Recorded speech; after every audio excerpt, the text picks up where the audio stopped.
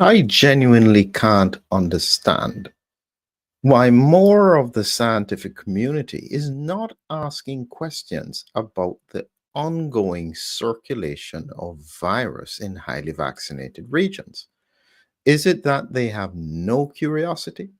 Is it that the science is settled, so there's no point thinking about it? Or is it that if you actually look at the science, you find out stuff you don't want to know? Well, there's a recent publication that I'm going to be sharing with you, as usual, out of Japan, looking at serum anti-nucleocapsid antibody correlates of protection from SARS-CoV-2 reinfection. Now, you may look at that title, it's a mouthful, and you think, what in the world is that talking about? But as usual, if you stay with me for not too long, I will take you through the science so that you will understand what the paper is making reference to. Then, when I look at the paper, it will make sense and hopefully answer some of the questions, if you've been asking it, as to why in the world is COVID still circulating so highly in highly vaccinated regions. I will come to the fact that in Hong Kong, there seems to be another upsurge. I'll be following that story, but here is likely to be part of the reason why it's occurring. Before we start, just a reminder, coming up is our conference, Hidden Drivers of Post-COVID Dysfunction.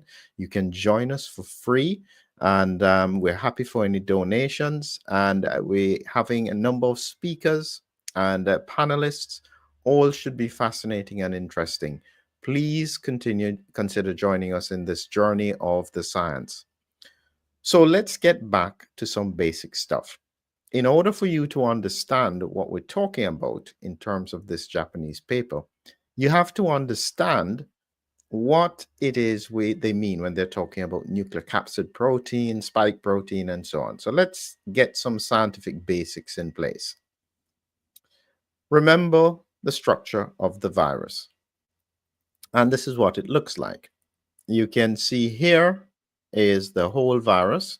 It's like a football with these triple spikes on top of that. These are in blue. This is the cut section of the virus, and this shows the envelope.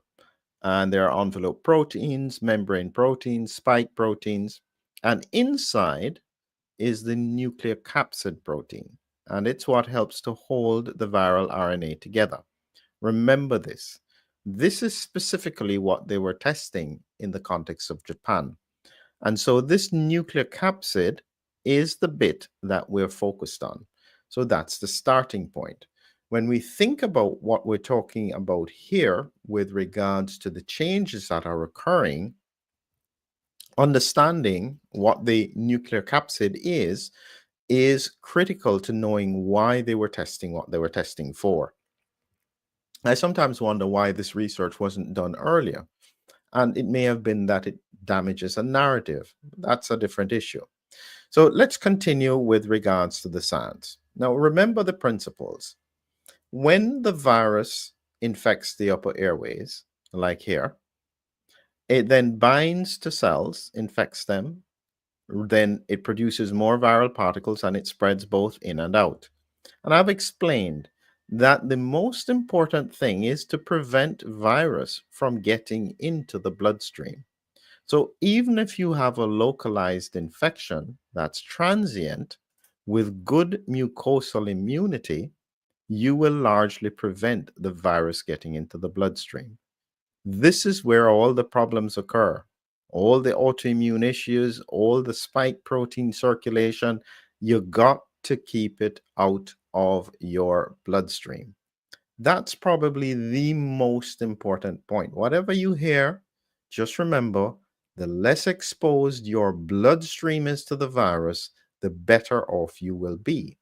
So, the sequence of infection, how it works is that when the virus binds to these hairs on the surface of the cell. This was taken from a paper, SARS-CoV-2 replication in airway epithelia requires motile cilia and microvilli reprogramming. The virus binds to the top of these hairs, largely because it can't get through the mucus. So this cream area represents the mucus. It binds to the hairs, then it slides down, and then as you can see, it gets inside the cell. Once inside the cell, it then gets these little microvilli to become tree-like so that it can spread very far within 48 hours. And this is how it spreads all the way around. And so the main thing to get is that fundamentally, it's one thing to be able to kill the virus, but if you can destroy the factory, which is the cell that is producing the virus, that is far more effective. That's a very important point when we're thinking about this. Your mucosal defense is very, very sophisticated. It's like the skin. It's like, imagine that you didn't have skin. How would you protect yourself from all the bugs and the dirt and everything around you? So, in the same way that your skin is an immune organ and it protects your body from infection, your mucosal lining is also an immune organ. And it's one of the biggest mistakes they made in the pandemic. They underestimated how effective it is. And it's something like this, where this is the airway, the virus comes in, it infects the cell. But even if it infects the cell, you have a very sophisticated immune defense here that is able to fight it off before it gets in the bloodstream.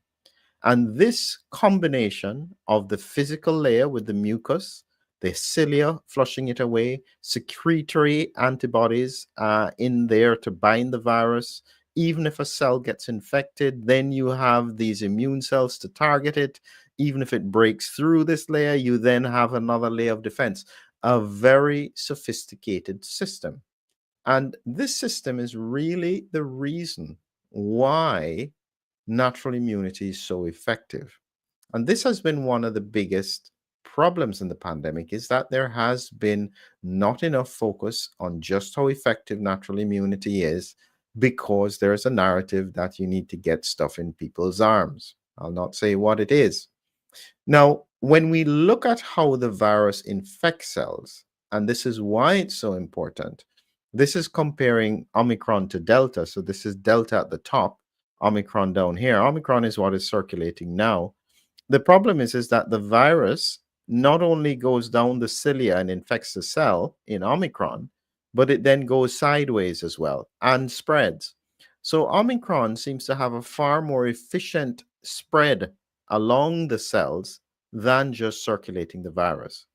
And what it means is that the target of the immune system has to be to stop these factories that will make thousands, millions of viral particles and therefore cause further infection. And that's a critical part of how the immune system will work. So finding ways to overcome it are essential to immunity. So this is where it's very important when we talk about nucleocapsid and spike protein. When a cell is infected, the most efficient way of stopping the infection is to destroy the factory. And that's what these immune cells do. These are like your T cells or your natural killer cells. The virus infects there, it's going to make millions of particles. This comes along and just technically kills the cell. Can't spread anywhere, can't do anything, destroyed this. Let's move on to the next cell. And this kind of immune response is the reason why natural infection or natural immunity is so very effective. Now, we have to balance out the point is that in the high-risk cohort who didn't have infection early in the pandemic, they were at risk for severe disease. And so anything that could have mitigated that risk would have helped. Now, a lot of people don't understand why I don't say that there should have been no elephants. My view is that they limited the option of people to only elephants, nothing else. There was no early treatment, there was nothing else, just elephants. And in a situation like that, for the high risk, that would probably be the only option they would have. So let's get back to the science of this nucleocapsid and spike protein. Now remember, we're going to be going to the paper. This is the nucleocapsid inside the cell. Remember this, antibodies can't target effectively these nucleocapsid inside the virus.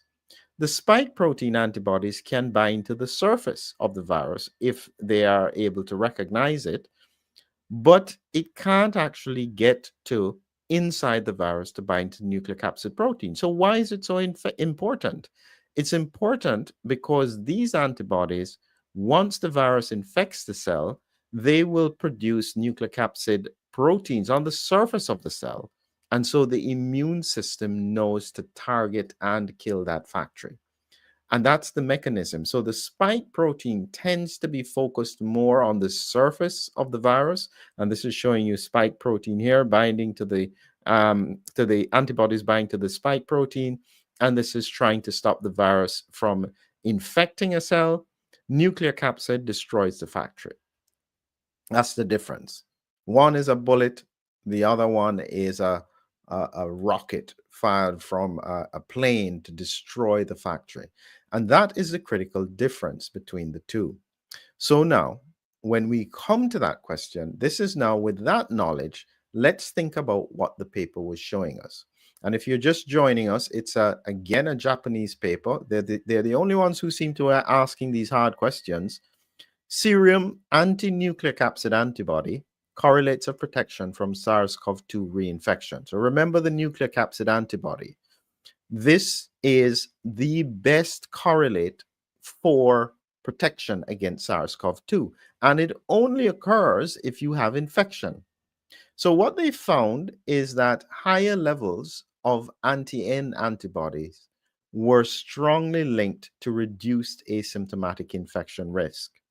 And higher anti-N antibody levels were also associated with reduced risk of reinfection. And that indicates the broad immunity that would occur. It's not just spike protein, but it's anti-N. The envelope protein, membrane protein are not necessarily as effective, but this anti-N antibody is extremely important.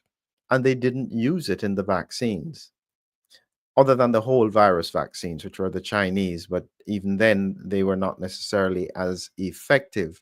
So this strongly suggests that anti-N antibodies are important for protection, especially in people with hybrid immunity. That means that they were vaccinated and got infection afterwards.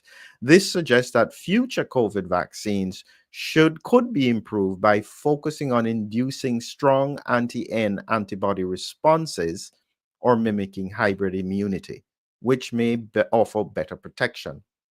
The main point is that at this stage, everybody has some form of immunity.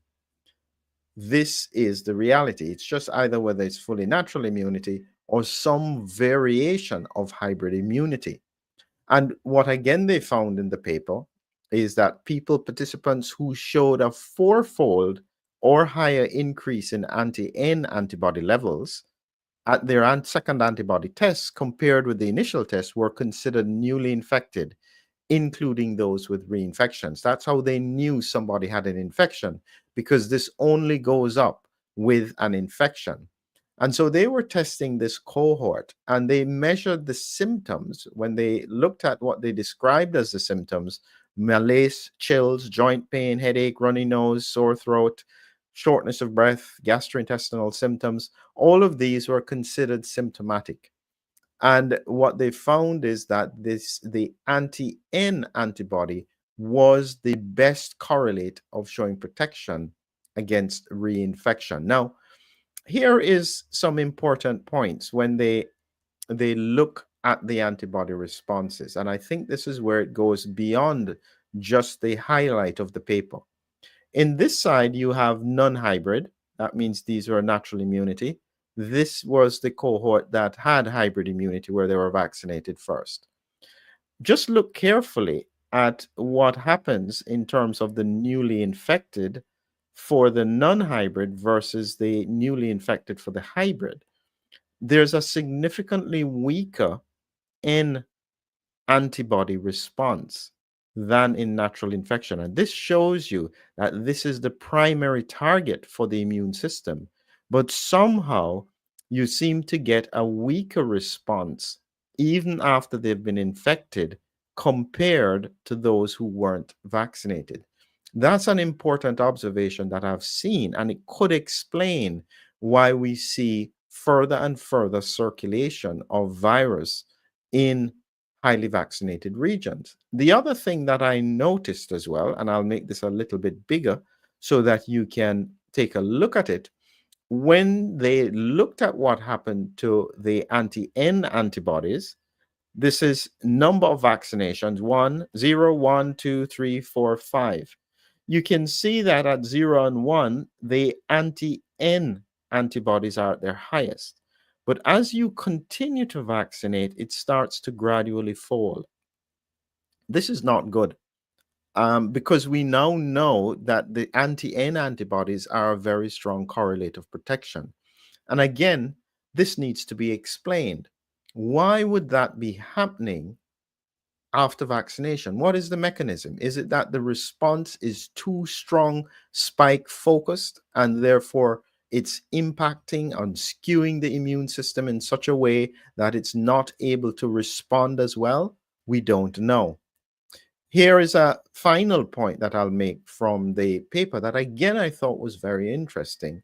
And it would fit with what we saw, where there was high circulation in highly vaccinated regions, even after they did the booster campaigns.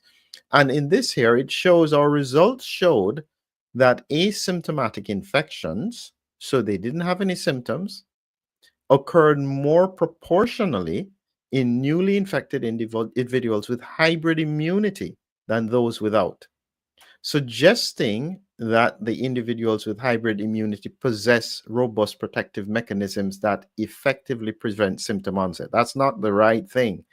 They don't have symptoms and they continue to spread. That is actually quite a concerning pattern in terms of highly vaccinated regions. This is what I'm saying, is that you have to look objectively at what the real world evidence is showing and try and correlate it with what is happening scientifically. Anti-N antibodies, as I said, if you've come along late, I'll try and see if I can show you this picture here, is that this is the concept that I think best describes what we're facing now. When you look at natural infection, it's like a walled city. You have guards outside, you have the bow and arrows on the inside of the wall, you have soldiers on the ground, you have knights. Multiple layers of protection are in place. Conversely, the spike only response, or the primary spike only response, is like a small outpost in the open field. This is the kind of problem we have, and it doesn't seem that it's able to be resolved over time, because one would have assumed that by now, with the whole world being exposed, if there was effective anti-N neutralization of the virus, it should almost have stopped circulating. And what we're learning, as what is happening in Hong Kong and is likely to be the case across the world very soon, there is another surge of the virus.